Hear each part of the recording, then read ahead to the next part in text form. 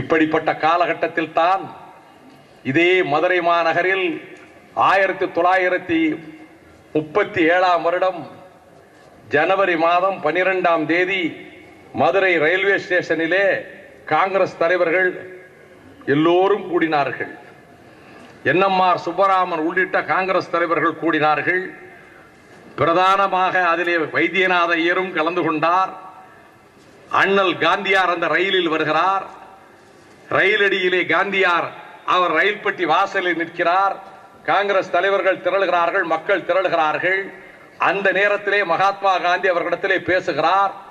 ஆலயங்களுக்குள்ளே பிரவேசிக்க வேண்டும், கோயில்களுக்குள்ளே ஹரிஜனங்கள் பிரவேசிக்க வேண்டும், அதுதான் என்னுடைய கனவு, அதை நீங்கள் நிறைவேற்றி கொடுக்க வேண்டும்.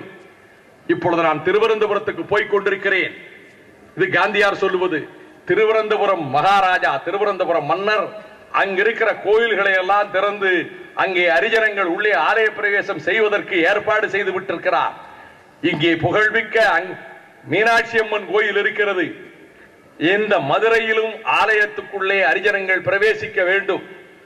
அதற்குரிய கருத்து மக்களிடத்திலே உருவாக வேண்டும். அந்த பணியிலே நீங்கள் ஈடுபட வேண்டும் என்று மதுரை ரயிலடியிலே இந்த கருத்தை தான் பேசிவிட்டு மீண்டும் அதே ரயிலிலே புறப்பட்டவர் திருவனந்தபுரத்துக்கு போனார். தமிழகத்துக்கு என்னால் இந்த உயிர் இருக்கின்ற வரையில், இந்த தொண்டை குழியில் என் ஜீவன் இருக்கின்ற வரையில் இந்த மண்ணுக்கு, இந்த மண்ணில் வாழும் தமிழக மக்களுக்கு நான் ஊழியம் செய்வேன்.